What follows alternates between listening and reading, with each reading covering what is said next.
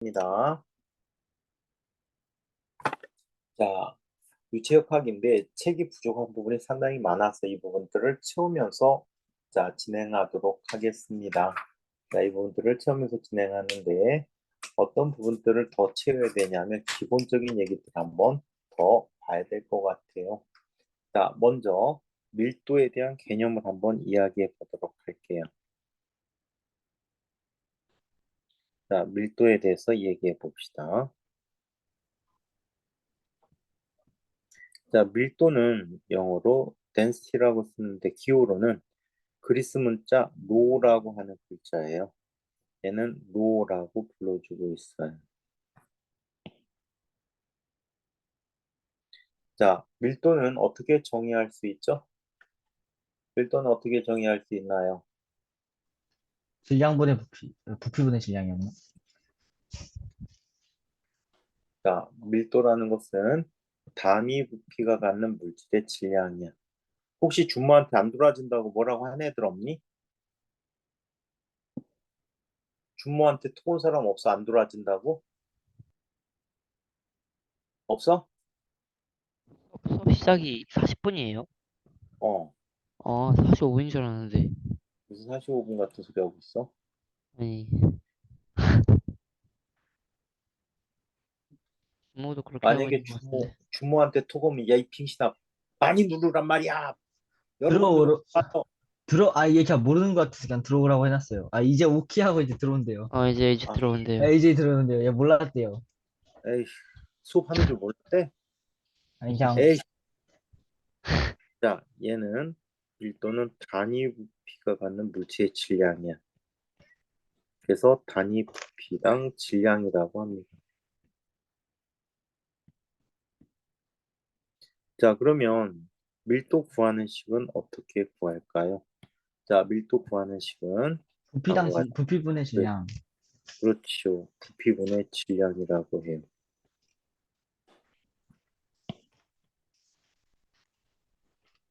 좀 이따 올 거야. 얘 안 들어가죠. 얘는 부피분의 질량이라고 해요. 기호로 쓸 때는 어떻게 써주냐면 얘는 다음과 같이 써주고 있어요. 밀도를 로라고 하고요. 부피 V분의 질량 M이라고 하고 있어.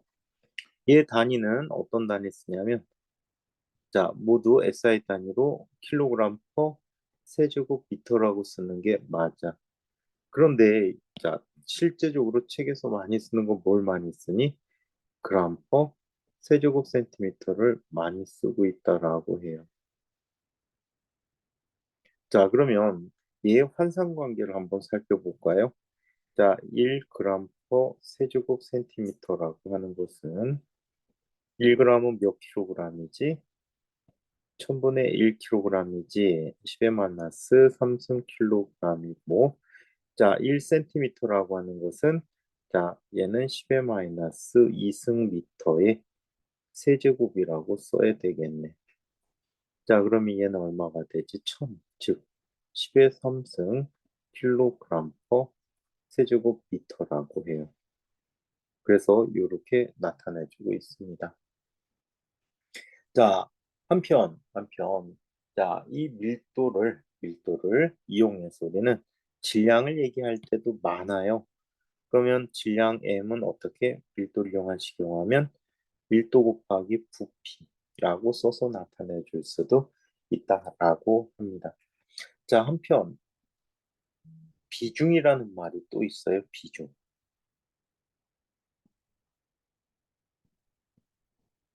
비중은 기호로 쓸 때 S라고 써주고 있어요. S라고 써주는데 이 비중이라는 것은 뭐가 비중이야? 물에 대한 자 물질의 밀도피야. 이렇게 써요. 엄밀하게 정의로 0도씨 때 물의 밀도에 대한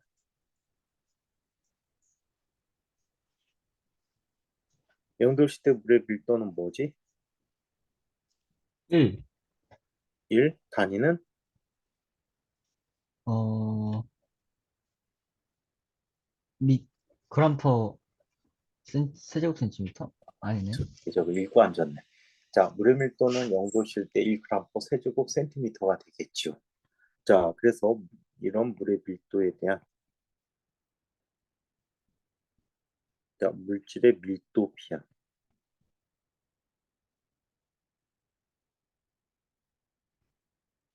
그러면 얘는 어떻게 구하면 되지? 얘는 어떻게 구하면 될까? 그냥 자기 자신의 밀도, 그램/per 세제곱 센티미터 단위로 쓰는 밀도를 단위로 붙이지 않고 얘기한 값이 돼버려요. 그쵸?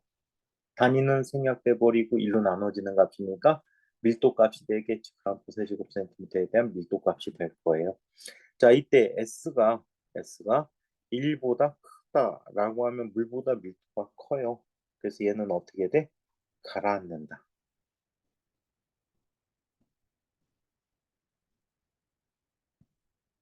물에 대해서 물 아래로 가라앉는다라고 해요. 자, 반면에 S가 0보다 작으면, 1보다 작으면 얘는 물 위로 뜬다. 자, 그래서 이렇게 각각 나타나는 게 비중의 특성이라고 해요. 그래서 흔히 그냥 비중은 뜬다, 가라앉다는 걸 판단할 때 아주 좋은 표현으로 써줄 수도 있다라고 해요. 혹시 너네들, 헌혈한 사람 아무도 없구나. 헌혈하게 되면은 피를 떨어뜨려 어떤 파란 액체에다 떨어뜨리는데 그 액체에 대해서 가라앉아야지 헌혈을 할 수가 있고 그 액체에 핏방울이 뜨면은 얘는 빈혈이라고 하더라. 그래서 이런 것들을 살펴볼 때 아주 유용하기 때문에 비중이라는 걸 사용하고 있다라는 걸 기억해 두시고요. 자, 이번에 우리가 또 알아야 되는 이야기는 압력에 대해서 좀 알아야 될 것 같아요. 자, 그래서 압력에 대해서 한번 살펴보도록 할게요. 세 번째, 압력.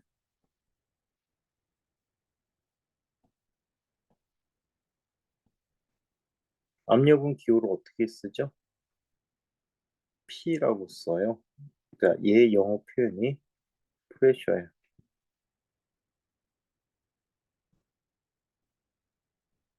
그래서 이것을 압력이라고 표현해주고 있다라고 합니다.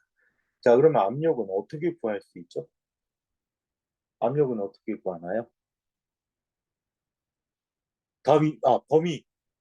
압력은 어떻게 구하죠? 몰라요? 몰라요? 어떻게 구해요? 범위야, 근데 아, 너 아까 왜 들어왔다 나갔어? 아, 그 선생님 없는 줄 알고 들어왔다 나갔어요. 있었잖아. 두 하지 명이나 말고. 범위야, 두 명이나 있었는데? 아, 그랬어요? 저 못 봤는데요? 어? 맞아. 두 명 있었는데? 네.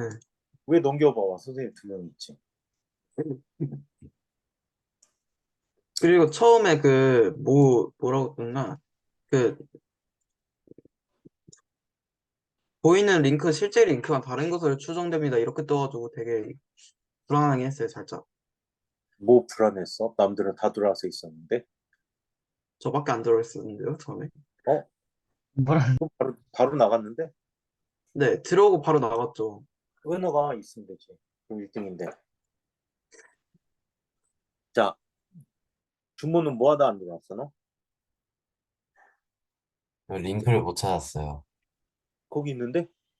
아니, C에 있었는데 A에서 계속 보고. 아니야, ABC 다 났는데? 근데 없던데? C에? 새로 고치면 안 했어서 그런가? 뭐라고? 새로 고치면 안 했어서 그런가? 가로 고침하지, 그럼? 하여튼, 못 찾았어요. 아니, 근데 새로 고치면 안 해도 되는 게, 우리 생명 오투 할 때 있잖아. 그때도 있었어. 선생님이 오늘 맨 먼저 올려놨거든? 아, 그래요? 그래요? 음, 찾았어요. 자, 계속 보죠. 압력이란 단위 부피당 수직으로 가는 힘의 크기라고 해요. 단위 면적당. 이 개념들은요, 과학고 면접 때 많이 물어봐요. 자, 단위 면적당 수직으로 가해지는 힘의 크기야.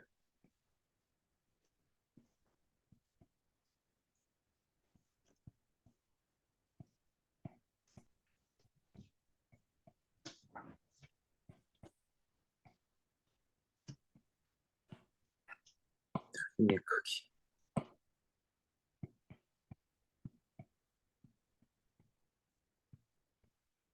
그럼 압력은 어떻게 구하면 될까요? 압력 면적? 구하니. 면적분의 힘? 그렇죠. 넓이분의 힘이야. 자, 힘이 작용하는 면의 넓이분의 수직으로 가해지는 힘의 크기야.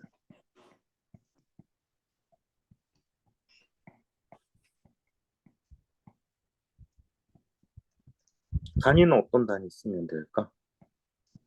파스칼? F? 자, 얘는 힘의 단위는 뉴턴이죠. N? 뉴턴 뉴턴 퍼 미터? 아니, 넓이니까 미터 제곱? 제곱미터. 근데 파스칼 안 써요? 걔를 파스칼이라고 하지. 이거 파스칼 계속 그랬니? 저요. 승호, 네. 너 잘난 척했구나. 아이, 자, 그냥 마이크 끌게요, 그럼. 아니야. 켜, 이 새끼야. 안 켜? 자, 그래서 이게 압력의 식이야. 얘를 기호로 쓰면 P는 자, 면의 넓이를 우리 A라고 얘기해. 선생님 A 좋아해. 자, A분의 F라고 해요. 오케이? 자, 얘를 자, 바꿔 쓰면 이렇게 쓸 수 있어. F라는 녀석은 P 곱하기 A라고 해. 얘를 우리 흔히 뭐라고 하냐면 힘이라고 그냥 하지 않고 전압력이라고 표현해주고 있어요.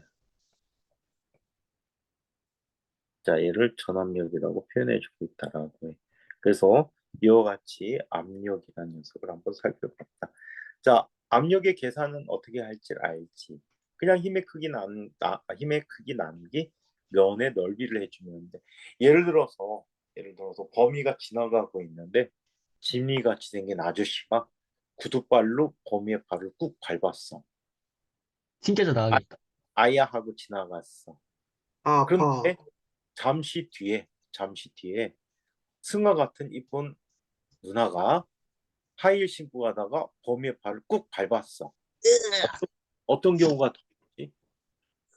하이힐 신는 경우요. 그래도 지민이가 무거우니까 더 아프지 자, 않을까요? 몸무 아, 이거는, 절대 무게라 그렇구나. 네. 자, 아무리 무게가 무겁더라도 접촉하는 넓이가 넓으면 덜 아파요. 반면에 아무리 힘이 작아도 접촉하는 넓이가 굉장히 작으면 압력이 훨씬 더 커서 더 아프게 느껴요. 우리 주사 바늘이나 바늘 만드는 경우들이 그런 예야. 작은 힘을 주더라도 어때? 단면직이 작아서 쑥 들어가게 해주게 되지. 그래서 이와 같은 특성을 갖는 게 압력의 특성이라고 합니다. 자, 그러면 자, 이번에는 네 번째 유체 내부에서의 압력에 대해서 이야기해 보도록 하죠.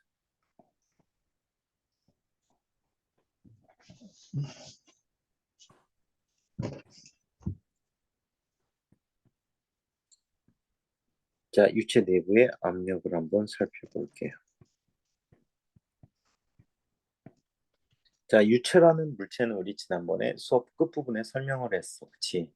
액체나 기체와 같이 흐를 수 있는 물체를 유체다라고 얘기했거든요. 자, 유체 내부에서는 압력이 어떻게 되는지. 이 유체 내부의 압력 보기 전에 그거부터 볼까? 압력을 측정한 사람 얘기부터 한번 볼까? 압력을 측정한 사람이 누구지? 압력을 측정한 사람이 누구지? 압력 측정한 사람 누구야? 토리첼리지? 토리첼리의 실험에 대해서 한번 얘기해 보도록 하자.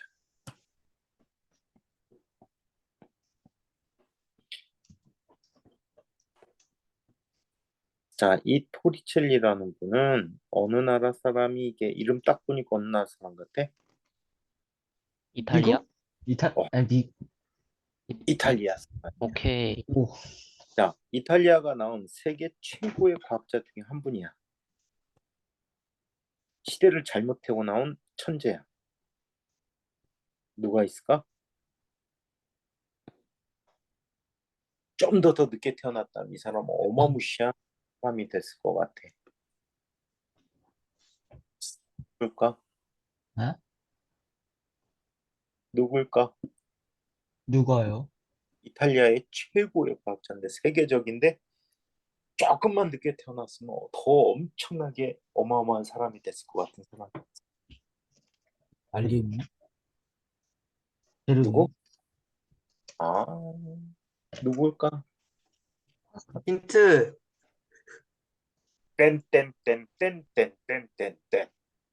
7글자라는 건가? 땡땡땡땡땡땡땡. 여덟 글자인데? 그렇지? 여덟 글자인 사람? 어? 아버지도 천문학자.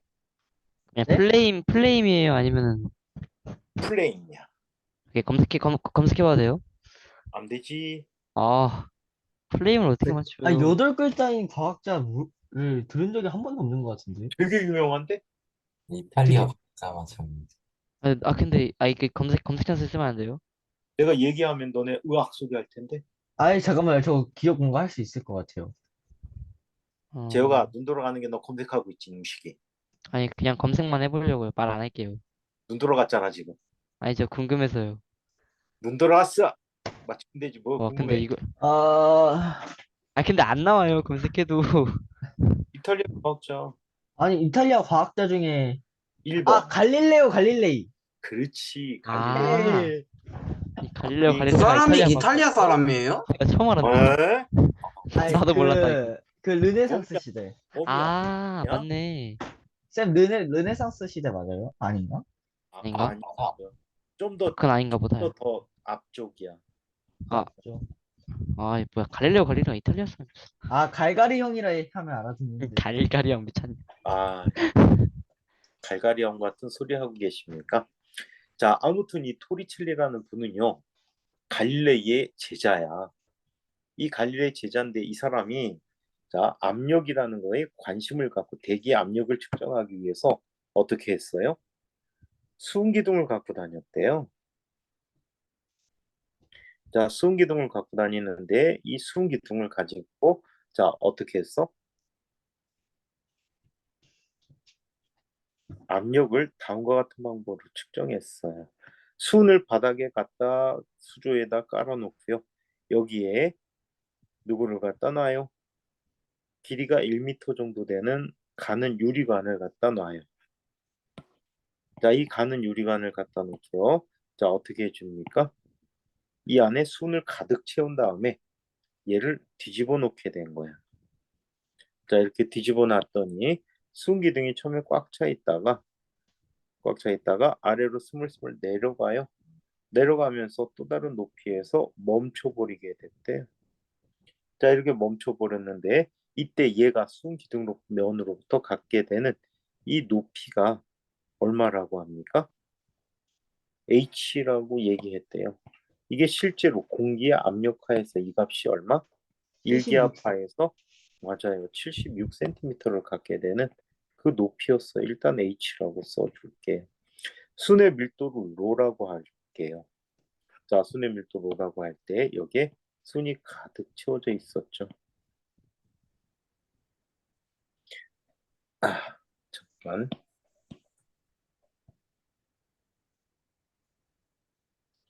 자, 이렇게 해서 자, 높이를 1m 정도를 76cm를 유지하게 된다는데 이렇게 높이가 있는 상태에서 얘가 자, 이 높이를 유지할 수 있는 이유는 자, 그 이유가 외부에 있는 대기압들 때문이라고 해요. 자, 공기들이 수온의 표면을 눌러주게 되고 눌리지 않는 자, 기둥이 있는 부분 쪽으로 얘를 밀어 올리게 돼. 이때 다음 뒤꿈치는 이 부분에 대한 이 분에 대한 수은 기둥의 무게에 의한 압력이 아랫 방향으로 나타나게 된다라고 해. 이걸 뭐라고 해? 얘는 수은 기둥의 무게에 의한 압력, 자, 수은 기둥 무게에 의한 압력이라고 할게.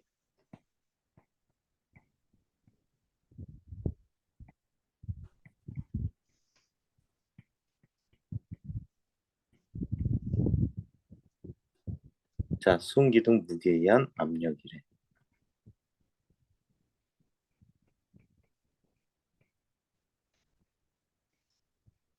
자, 그래서 이 압력과 대기압이 같아지는 순간에 얘는 멈추게 된다라는 거지. 자, 이때 보통의 대기압은 얼마? 1기압이란 말이야. 1기압을 우리 ATM이라는 기호를 많이 쓰죠. 화학에서, 그죠? 네. 맞아요? 맞냐고요? 네. 자, 1기압일 때 수은기둥은 얼마? 76cm를 세워줄 수가 있었다라고 해요. 자, 일반적으로 이때 압력을 이런 형태로 계산해 줄 수 있었어요. 뒤쪽에 다시 하겠지만 여기서 대략적인 계산을 한번 해드리도록 할게요. 자, 얘가 갖는 대기압의 크기가 이렇게 나타나게 되는 거야. 자, 수은기둥의 무게에 의한 압력이니까 자, 이 수은기둥이 갖게 되는 단면적을 A라고 하자. A분의 요 높이에 해당하는 수은기둥의 무게는 얼마일까? 수은기둥의 밀도 곱하기 부피 A 곱하기 H가 되겠죠. 곱하기 중력과 속도 G가 전체 무게가 되는 거지. 따라서 AH 지워져 버리면 얘는 얼마가 돼? 로 곱하기 GH가 돼 버렸다라고 해요. 그래서 수은기둥 밀도 넣어주고 H를 넣어주게 되면 이게 바로 1기압이라고 합니다. 그래서 토리첼리는 이와 같은 수은기둥을 이용한 실험을 통해서 뭘 알게 됐다고? 공기 압력이 얼마나 큰지를 알게 되었다라고 얘기해요. 자, 그러면 유체에서의 압력을 한번 이야기해 보도록 할게요. 유체에서의 압력. 자, 유체에서의 압력. 오늘 필기 내용은 제가 이따가 다 수업 정리가 되면은 필기 내용하고 그 다음에 수업 영상하고 다 같이 올려드릴 거거든. 카페에다 같이 올려드릴 테니까 거기서 내용 다시 한번 확인해 보실 거 있으면 확인해 보십시오. 자, 네 번째. 이번에는 뭘 이야기해 볼까요? 자, 유체에서의 압력을 한번 보자. 유체 내부의 압력.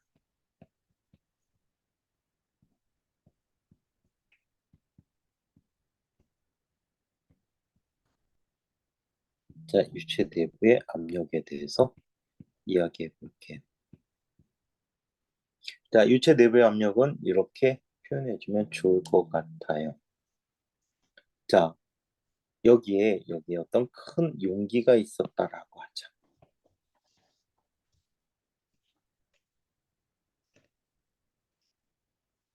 자, 용기가 있었는데 여기에 유체가 차 있대요. 유체가 차 있었어요.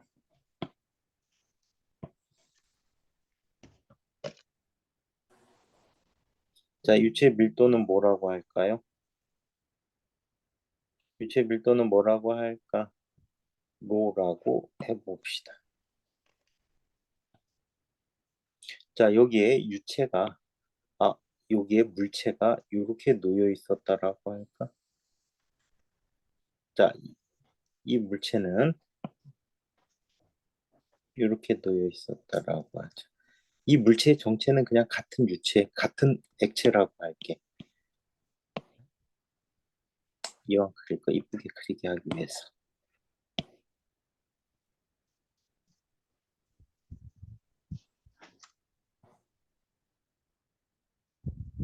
자, 이렇게 되어 있었다라고 해요. 자, 이때 바깥쪽에서는 어떤 압력이 작용하고 있지? 바깥쪽에서는 어떤 압력? 물의 압력. 대기압 있지. 되게. 공기 압력. 그지? 자, 이 면의 넓이를 A라고 한다면 그렇다면 얘가 아래로 누르는 힘은 얼마가 될까? P0 A가 되겠지. 네. 맞아요. 전압력이라고 했던 것. 반면에 아래쪽에도 압력이 있을 거야. 그치?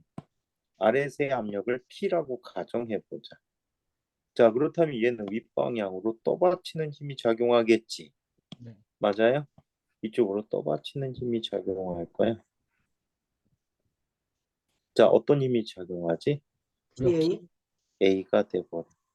그런데 여기에는 또 다른 종류의 힘이 하나 더 있단 말이야. 어떤 힘이 있지? 중력? 유체에 무력? 부력. 무게가 있잖아. 아니, 유체 무게. 유체 무게가 있단 말이야. 그치? 아래로 나타난 유체 무게가 있었어. 이 무게는 얼마지? MG? 어? mg인데 m이 얼마야? M이 로 곱하기 a 곱하기 이 아이의 높이를 h라고 해볼까? 이 아이의 높이를 h라고 하자.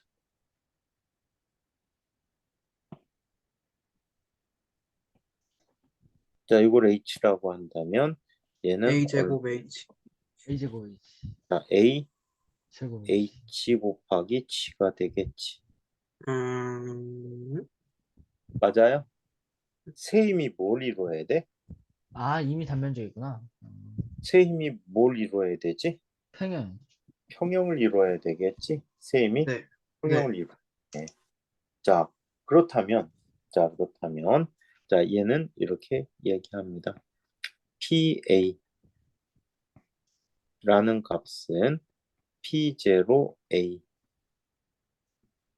더하기 로 곱하기 A 곱하기 H 곱하기 G가 돼버리겠지. 네.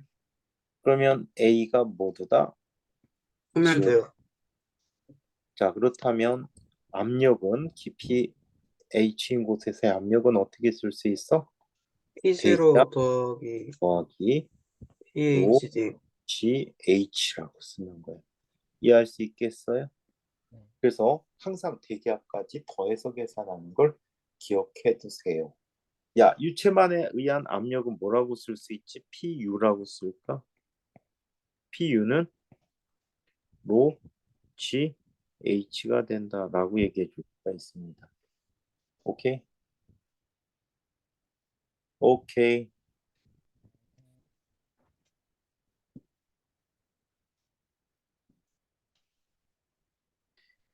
자, 그래서 이게 깊이가 H인 곳의 위치의 압력이라고 해요. 아시겠죠? 오케이. 자, 그러면 파스칼의 원리라는 걸 먼저 한번 살펴보도록 할게요. 자, 파스칼의 원리에 대해서 한번 살펴봅시다.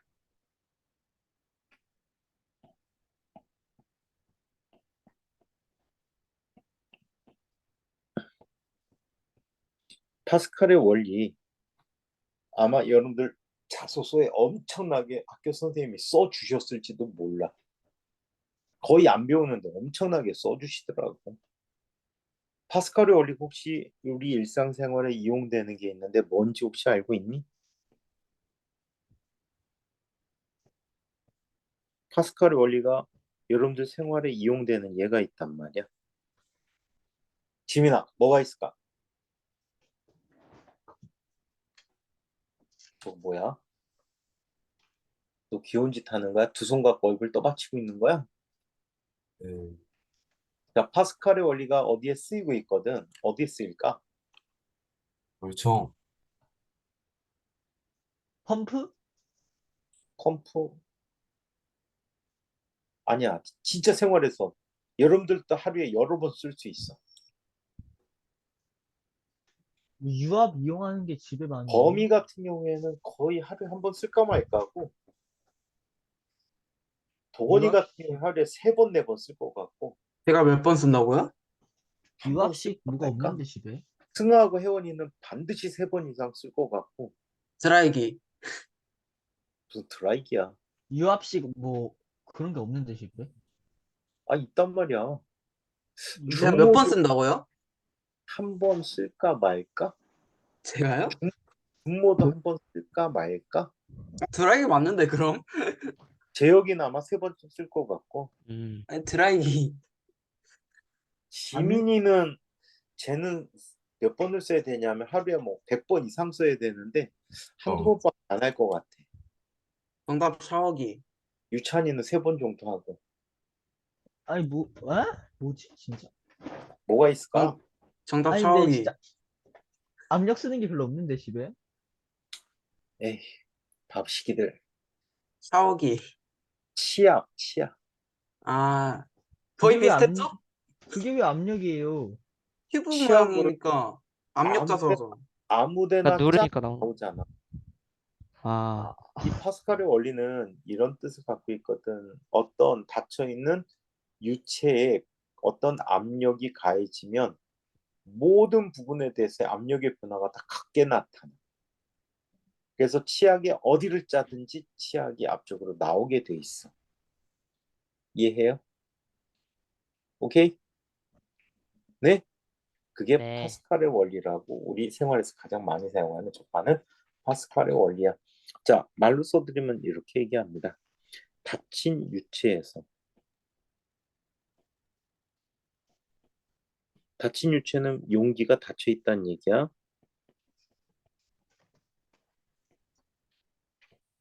자, 닫힌 유체에서 한 부분에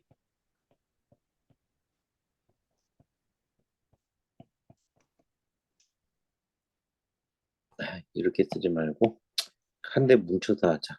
자, 모든 부분에서 유체, 자, 압력의 변화가 동일하다.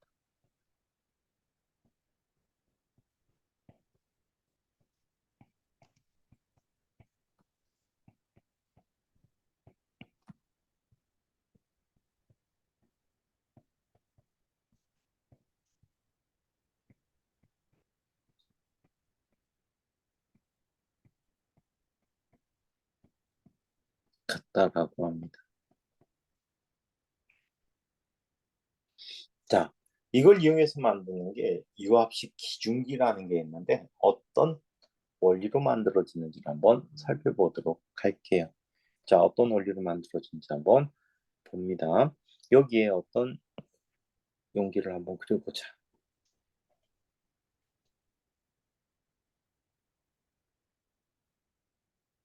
야, 이런 이게 이렇게 꺾어지는 방법도 있나? 보기.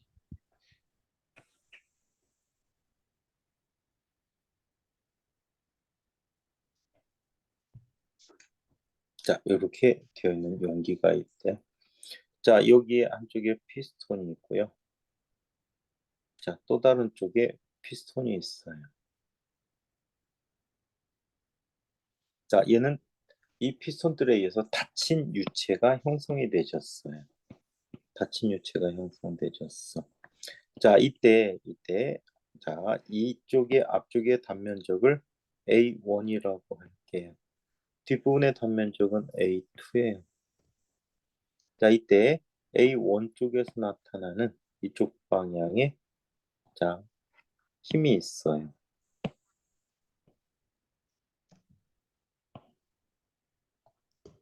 자, 얘네들의 가해지는 힘이 이렇게 각각 나타났대요. 얘가 얼마야? F1이고 얘가 F2야. 두 녀석에 의해서 내부의 압력이 분화가 된 얘네들이 멈춰진 상태로 있다면 두 분의 압력은 서로 어때야 된다? 같아야 된다라고 해요. 그래서 자, P1이란 녀석을 보면 앞쪽에 의한 압력이야. P1이란 녀석은 이 힘에 의해서 가해진 압력이 되는데 얘가 평형을 이룬다면 A1분의 F1이라는 값이고 뒷부분에 대한 압력이 P2라는 값인데 이게 A2분의 AF2가 돼버리거든요. 자, 따라서 두 녀석에 의한 압력이 서로 같아서 양쪽에 사실 힘의 평형 관계 이루는 거죠. 맞아요? 네. 양쪽의 힘의 평형 관계를 이루는 게 돼버리잖아요. 즉, 한번 써볼까? 힘의 평형 관계니까 F1, F1. 자, 이라는 값이 F2와 같아요. 오케이? 자, 힘의 평형 관계 유지하는 거니까 이때 각각의 전압력에 대한 값을 살펴보면 얘는 다음과 같이 얘기해 줄 수가 있습니다. 자, 얘는 쓰기도 귀찮다. 얘는 P1 곱하기 A1이지. P1 곱하기 A1이고 얘는 P2 곱하기 A라고 얘기할 수가 있어요. 자, 힘의 평형 관계를 이렇게 유지하고 있어. 잠깐만, 이거 힘의 평형 관계가 설명 안 되지? 왜? 큰 힘과 작은 힘이면 얘가 힘의 평형이 이루어지지 않는구나. 쏘리. 얘는 압력의 평형 관계를 이루어야 해. 그래서 P1과 P2가 어때야 돼? 같아야 해. 여기 양쪽의 무게가 다르거든. 면적이 가해진 압력이 같아져서 얘는 이렇게 써야 될 것 같아요. 자, P1이라는 녀석이 P2와 같고 압력이 같은 상태가 돼버렸고 파스칼 원리에 의해서 얘는 A1분의 F1이라는 값이 8분의 F2와 같다라고 얘기해 줄 수가 있어.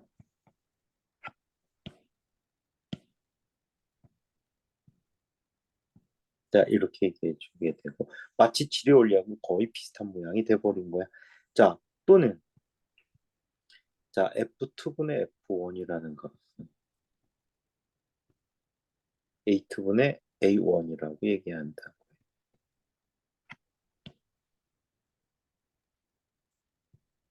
자, 그래서 이런 관계를 갖고 있는 식이 바로 파스칼 원리에 관한 식이다라고 이야기합니다. 자, 이때 부수적으로 이런 것도 한번 살펴볼까?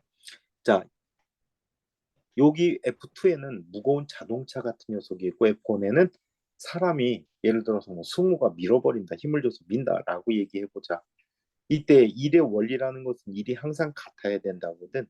이때 승우가 이동시켜야 되는 작동 거리를 한번 얘기해 볼게. 승우가 주게 돼야 되는 작동 거리는 자, 얼마라고 할까? 델타 S1이라고 할게. 자, 이때 얘가 올라가는 높이는 자, 어떻게? 델타 S2라고 얘기하도록 할게. 자, 이때 이런 특징을 자, 보여줄 수가 있어요. 자, 어떤 특징을 보여주냐면 이런 특징을 보여줍니다. 얘가 이만큼까지 내려오는 동안에 갖게 된 얘가 부피가 델타 V1이라고 하자. 얘가 올라가면서 갖게 되는 부피와 어때? 같은 부피만큼 가져야 되겠지. 이게 델타 V2가 되어버리는 거야. 자, 따라서 얘는 다음과 같이 쓸 수가 있습니다. 자, 델타 S1이라는 녀석, 이 값은 A1 곱하기 델타 V1이야. 델타 V1이고 V1과 V2가 같아. 자, 따라서 델타 V1이라는 녀석은 A1분의 델타 S1이라고 하고 마찬가지 델타 S2라고 하는 값은 A2 곱하기 델타 V2가 돼버려서 델타 V2는 A2분의 델타 S2가 돼버렸다라고 해요. 자, 그래서 이들에 대해서 델타 V1과 델타 V2가 같으므로 얘는 다음과 같이 쓸 수 있다라고 해. A1분의 델타 S1은 단면적이 좁을수록 자, 단면적이 좁을수록 어때? 델타 S가 내가 뭘 잘못했지? 커야 되는데 왜 이래? 아씨, 이럴 수가. 완전히 뻘짓했는데 아무도 얘기를 안 했다. 에이, 나쁜 녀석들. 몰랐어요. 얘는 요렇게 돼요.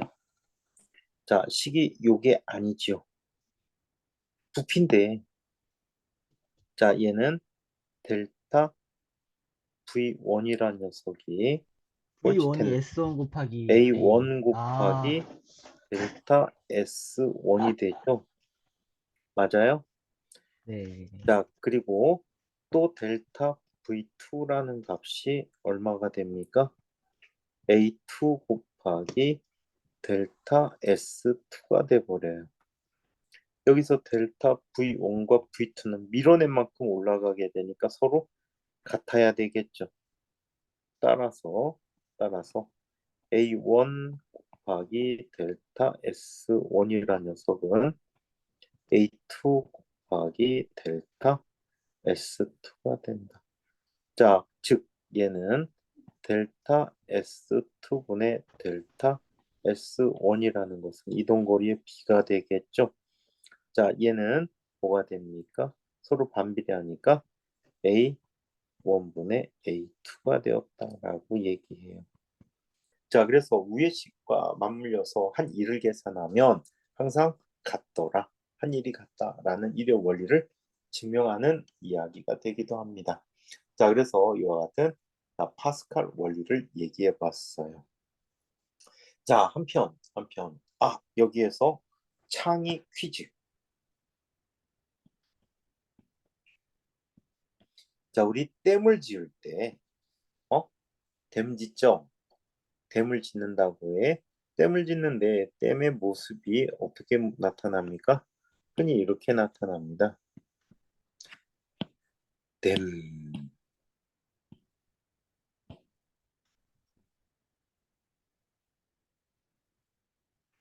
자, 어떤 바닥면에 대해서 특정한 높이의 댐을 지을 거야. 그러면 댐의 모습이 어떻게 되지? 아래로 갈수록 이렇게 나타나요. 맞아요? 댐이 이렇게 돼 있지? 자, 이때 물을 이만큼 채워서 댐을 이렇게 보여주고 있거든요. 자, 첫 번째 퀴즈는 왜 이런 모양이 될까라는 거야. 문제로는 이런 식으로 나올 수 있을 것 같아. 어떤 높이의 댐을 짓고자 한다. 이때 댐의 모양을 설계해 보세요. 댐의 모양을 단면도로 설계해 보세요. 라고 하면 이런 그림이 나와야 되거든. 왜 그럴까? 준모야, 왜 그러지? 음, 자 빼고. 이거 압력을 뭔가 모르겠네요. 아, 어? 아치형이 제일 무게 분산을 잘해서 그런 거 아니에요?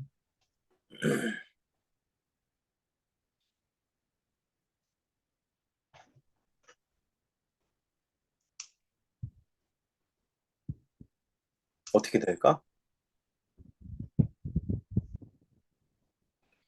자, 얘는 이런 이유가 있어. 유체 밀도는 로잖아. 그치? 얘들아, 유체 밀도 로지? 어? 네, 네. 자, 이때 얘는 바깥쪽 대기압이 P0잖아. 근데 어떤 특정한 깊이마다 갖는 압력이 얼마가 되니? P0 더하기 로지 H가 된단 말이야. 그치? 그러면 댐을 누르는 힘들이 아래로 갈수록 점점점 어떻게 된다는 얘기야? 커져요. 더 커지게 되는 거야. 더 커지게 되니까 얘는 어때? 얘는 어떻게 돼야 돼요? 그거에 맞춰서 점점 자, 이 깊이에 맞춰서 점점점 버티기 위해서는 어때? 너 때문에 두께가 더 두꺼워져야 된다는 얘기지. 이해합니까? 깊이에 따라서 압력이 이렇게 달라지고 힘의 크기가 달라지니까 이렇게 달라지게 된다. 그러면 본 퀴즈. 여기 어떤 평야가 있어요. 뭐가 있대요? 평야가 있대. 평원이 있어. 여기다 물의 높이를 자, 수로를 만들 건데 수로 높이가 조금 전 가졌던 댐과 같은 양을 지나가게 이렇게 수로를 만들고 싶은 거야. 자, 얘는 댐에 비해서 물의 양이 어때? 댐에 비해서 물의 양이 훨씬 더 작죠. 네. 오케이? 댐에 비해서 물의 양이 훨씬 더 작아요. 자, 이때 올바른 댐의 모양을 설계해 보자. 올바른 댐의 모양을 어떻게 설계해야 될까요? 물을 이만큼. 물의 양은 아주 적잖아, 그치? 더 적게 할까? 너무 많은가? 더 적게 할게. 댐에 비해서 아주 적은 자, 요만큼의 물을 담아서 실어 나를 거야. 그럼 이 댐의 모양은 이 수로의 모양은 어떻게 설계를 해야 될까? 이 설계 모양은 어떻게 돼야 될까요?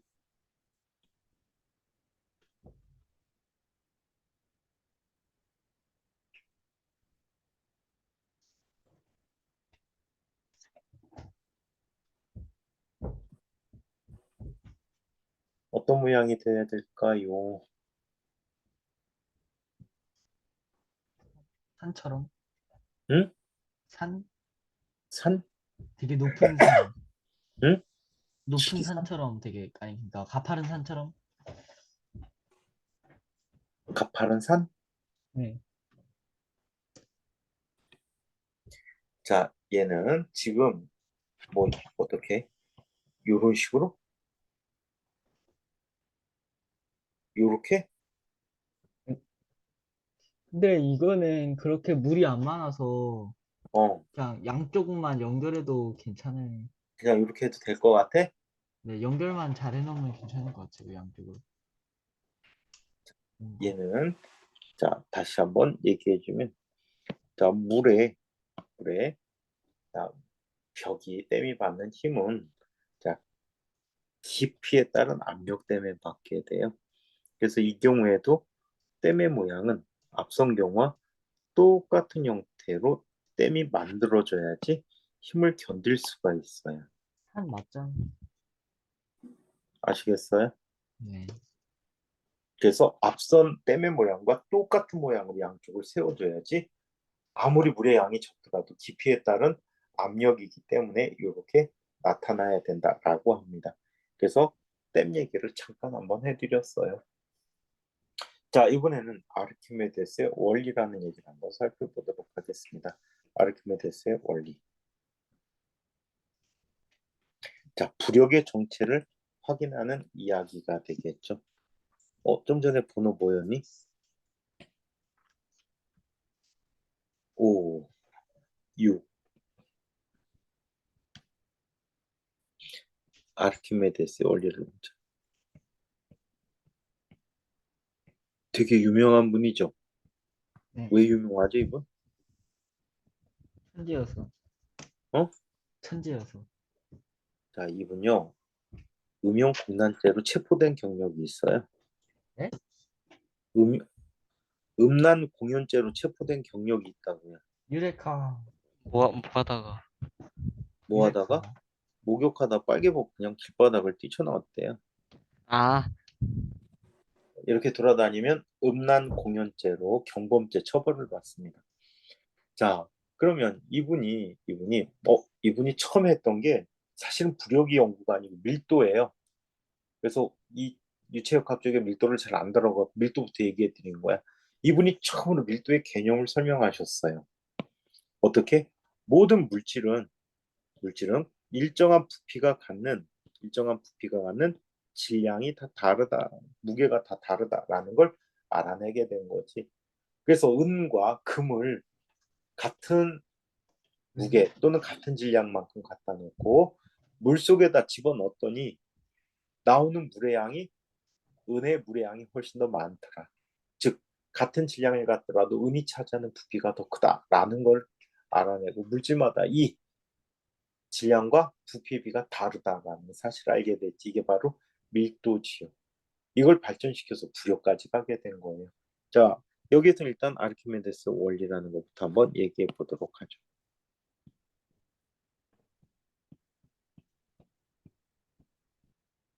자, 아르키메데스 원리는 어떻게 얘기합니까? 아르키메데스는 이런 얘기를 합니다. 유체 속에 잠긴 물체는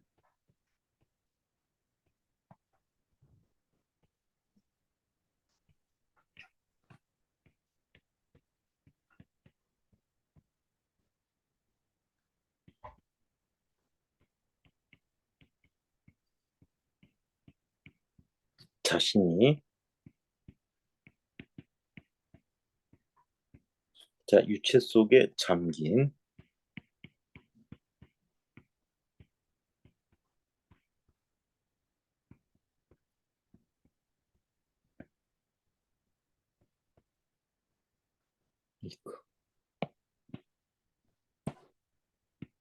자, 유체 속에 잠긴 부피에 해당하는 만큼의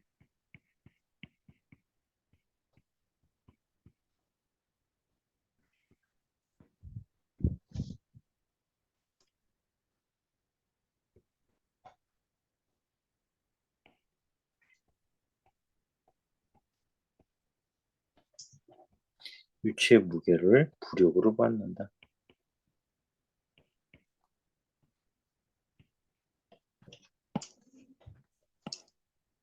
누구야, 뭐 먹는 사람? 승호, 너 혼자 과자 아무도 먹었지? 안 먹었는데 과자 여기 어? 옆에만 있어요. 쩝쩝거리는 사람 누구야? 준모? 아, 저거 입 닦는 거 봐. 아, 코프는 저기 입 닦네 뭐 먹고. 뭐 먹니, 준모야? 먹었어요.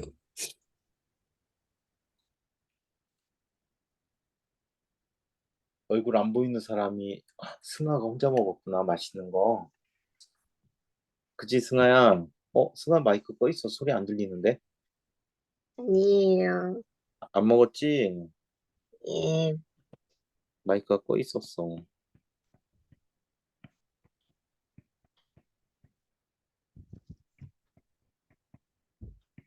자, 그래서 이렇게 부력의 정의를 이야기했죠.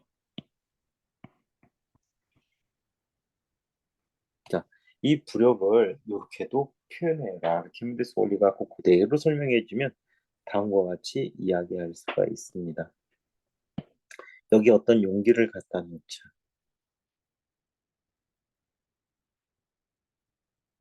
자, 용기 속에 어떤 물체가, 자, 조금 잠겨 있다라고 얘기할게.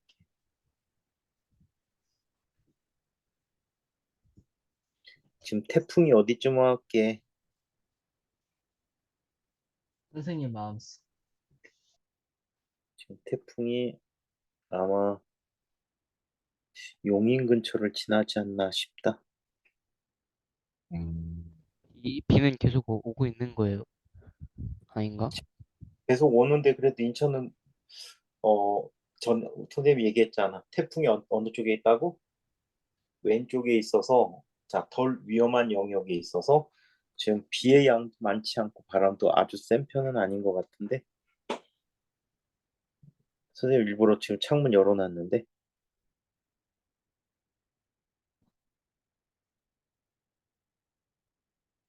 자, 이쪽에 어떤 물체가 잠겨 있어. 얘 질량을 로라고 할게. 로라고 할게.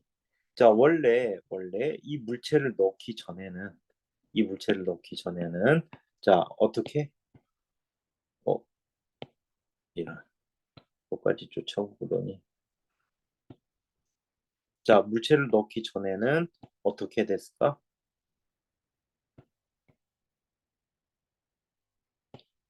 자, 얘는 물의 높이가 이 높이가 아니었겠지. 물의 높이는 어떤 높이였을까? 이런 높이였단 말이야. 그치? 그런데 얘를 갖다 잠궈놨더니 자, 이 높이 차이만큼이 위로 어떻게 된 거야? 올라가게 된 거지. 이해해? 자, 그러면 얼마큼의 물이 올라갈까? 얼마큼의 물이 올라갈까? 이 올라간 물의 양은 이렇게 생각하면 편리할 것 같아. 자, 까마귀 이야기와 물병 이야기가 나오는 이솝 이야기가 있지. 까마귀가 물병에 물을 먹기 위해서 어떤 행동을 했죠? 까마귀가 한 행동은 어떤 행동을 했습니까? 불을 넣었습니다. 돌을 넣었죠. 지난번에 보니까 유튜브에 실제로 돌을 넣는 장면이 나오더라고, 까마귀가. 머리가 그렇게 좋대요, 새들 중에서. 원래 다 새대가리인데 까마귀는 좀 특출난가 봐. 그 돌을 갖다 집어넣어서 먹더래. 잠긴 부피만큼의 물이 올라가는 거야. 그치? 계속 넣어주니까 돌이 물에 잠기면서 돌의 부피만큼 물의 높이가 점점 위로 올라왔던 거지. 그래서 살펴보니까 얘는 이런 특징을 가질 수가 있었어요. 자, 유체가 지금 올라간 높이가 있었단 말이야. 올라간 높이 얼마큼의 물? 요만큼의 물이 있었단 말이야. 요만큼의 물이 위로 올라간 높이야. 그쵸? 자, 얘는 끊임없이 아래로 내려오려고 한단 말이야. 이 내려오려는 압력이 물체에 작용해서 물체를 위로 떠받쳐주고 있지. 오케이? 이때 얘가 부력이라고 얘기하는 거야. 자, 부력은 영어로 뭐라고 불러? 자, 부력은 영어로 아는 사람 있니? 부얀트 포스 또는 부얀시라고 써. 자, 그래서 이걸 부력이라고 하거든. 그래서 B라는 R을 썼지. 부력이니까 B라고 생각해 두세요. 자, 이때 얘 부피는 그렇다면 얼마큼이 될까? 잠긴 부피는 물을 올려줘서 파란 빗금된 부피와 빨간 빗금 부피가 서로 어때? 같다는 말이야. 오케이? 이해합니까? 그래서 이게 잠긴 부피라고 할게. V. 얘가 잠긴 부피야. 그렇다면 부력의 크기는 자, 요 녀석들의 무게와 같기 때문에 다음과 같이 써줄 수 있다. B라고 하는 것은 로 V G가 돼버렸다라고 쓸 수가 있는 거지. 아시겠어요? 그래서 부력은 로 VG라고 이야기한다. 이게 바로 아르키메데스 원리에 관한 이야기예요. 자, 이거를 진짜 쉽게 한번 설명해 보면 다음과 같이 설명해 줄 수 있어요. 이거는 초등학생 아이들도 이해할 수 있는 이야기야. 오케이? 부력에 대한 쉬운 생각을 한번 살펴보자.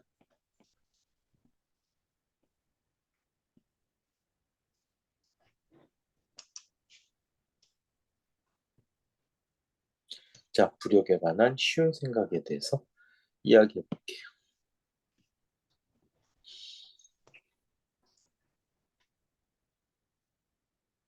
자, 여기 어떤 유체가 있어.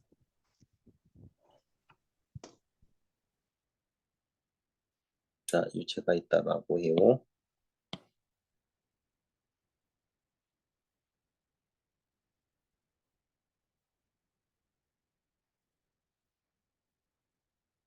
자, 여기에 질량을 무시할 수 있는 자, 비닐 포장지 같은 걸로 유체 일부를 에워싸. 자, 둘러싸봤대요. 자, 둘러쌌더니 얘가 이렇게 둘러싸고 있는 이런 부분이 생겼대요. 자, 이렇게 둘러싸고 있는 부분이 생겼어. 이때 얘는 지금 현재 부피가 V고요. 이 유체의 질량, 밀도는 로라고 얘기할게요. 자, 이때 이 유체는 지금 아랫방향으로 뭘 받게 되지? 무게를 받지. 얘가 받는 무게가 얼마야? 얘가 하는 무게는 얼마죠? MV? 아, 로 로우 V, VG죠. 로우 V. 자, 로 VG가 됐어요. 이런 힘을 받음에도 불구하고 얘는 가라앉아요, 가라앉지 않아요? 가라앉지 않고 가만히 제자리에 멈춰 있겠죠. 왜 가만히 멈춰 있을까? 얘는 주변의 유체로부터 위로 끌어오는 힘이 있더란 얘기야. 이게 부력이야. 두 힘이 서로 어때야 돼? 같아야 얘가 가라앉지도 않고 뜨지도 않죠. 이 방법에 의해서 구한 부력은 얼마가 돼버립니까? 로 VG가 돼버린대요. 이거를 보편적으로 학생들이 가장 잘 기억하더라고. 자, 이번에는 세 번째 방법을 한번 보죠. 압력, 전압력을 이용한 방법을 얘기해 보도록 하죠.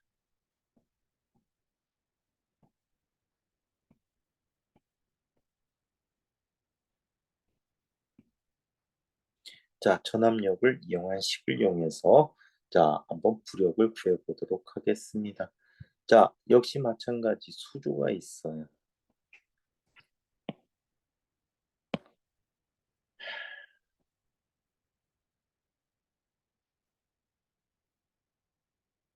자, 수조가 있고요. 이 수조 속에 물체가 들어 있어요.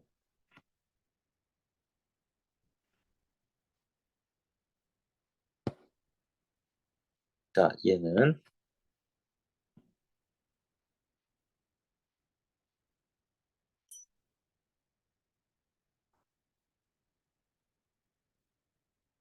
자, 이런 원통이 있다라고 얘기할게요.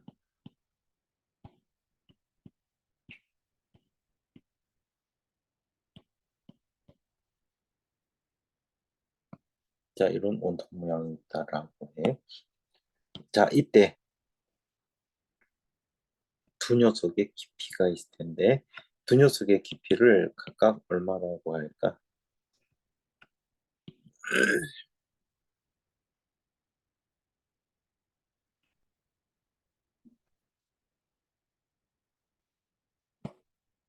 자, 얘의 깊이는 H1이고 얘의 깊이는 H2라고 해. 이 유체 밀도는 로예요. 오케이? 로라고 하고요.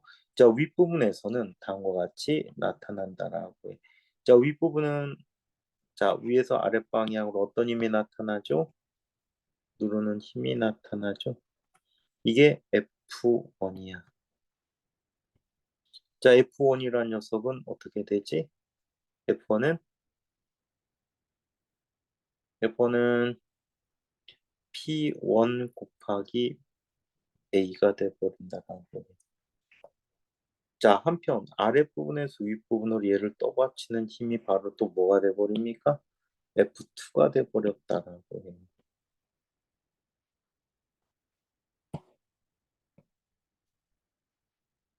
F2가 있다라고 해. 자, 이 두 힘의 차이가 부력이라고 하고 이 부력과 중력이 평형을 이루어서 얘는 떠 있다라고 얘기하는 거야. 그지? 얘를 뜨게 하고 가라앉게 하려는 힘의 알짜 힘이 바로 부력이라는 거지. 바로 얘는 P2A와 P1A의 차이가 된다라고 해요. 그래서 부력을 이렇게 설명하는 거야. B라고 하는 것은 F2 빼기 F1이야. 얘는 우리 깊이에 따른 압력 반응식 보면 대기압을 P0라고 했을 때, 자, 얘는 다음과 같이 이야기할 수가 있어요. P0 더하기, 자, 뭐가 됩니까? 대기압이니까, 유체의 압력이니까 로지 H2 곱하기 A 마이너스 P0 더하기 로 GH1 곱하기 A야. 자, 그러면 얘는 이렇게 나타납니다. P0의 F0에 지워지지. 그러면 얘는 로 G A 곱하기 H2 마이너스 H1이라고 써줄 수 있잖아. 그쵸? 묶여서. 자, 그렇다면 이게 얘의 높이란 말이야. 이 통의 높이야. 자, 이게 바로 부피가 되겠지. 잠겨있는 부피야. 그래서 로 VG라고 표현해주고 있어요. 이게 부력의 정의야. 그래서 이 식이 아마 전체적으로 볼 땐 가장 복잡한 식 같아. 어떤 방법으로든 설명 나올 수 있기 때문에 자, 요런 부력들이 있다라는 걸 잘 기억해 두세요. 아시겠죠? 자, 그래서 이런 부력이 있고 이제 우리가 더 해야 될 얘기는 이제 유체에 관한 진짜 법칙들이야.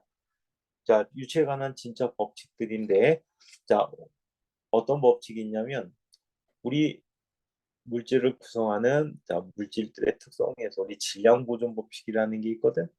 질량 보존 법칙에 해당하는 법칙이 연속 방정식이라는 방정식이야. 혹시 바늘구멍에 황소바람 분다라는 속담 들어본 적 있니? 혜원, 눈덩이 좀 쳐. 졸고 있어. 자, 이런 걸 볼 수가 있어. 또 순찰해야지. 주모 졸 텐데. 주모야, 너 엎드려 잤어, 이놈 시기? 어허. 재혁이 눈 비비고 있나네? 어허. 범이야, 눈 똑바로 떠야지. 오늘은 휘파람 못 풀어서 화나겠다. 노래 못해서. 자, 제 연, 눈이 원래 이렇게 작은 거예요. 자, 이걸 한번 볼게요. 연속 방정식인데 바늘구멍에 황소바람 분다는 속담이 있어요. 바늘구멍에 황소바람 분다는 것은 어떤 바람의 흐름, 즉 유체의 흐름에서 단면적이 좁을수록 바람이 세게 분다. 바람의 속력이 크다라고 얘기해요. 그래서 어떤 식이 나타나냐면 다음 시간에 하겠지만 A 곱하기 V, 단면적 곱하기 속도가 항상 일정하다라고 써줄 수 있거든요. 그래서 이렇게 사용하는 식이 있고 자, 그 다음에 또 베르니 방정식이 있어요.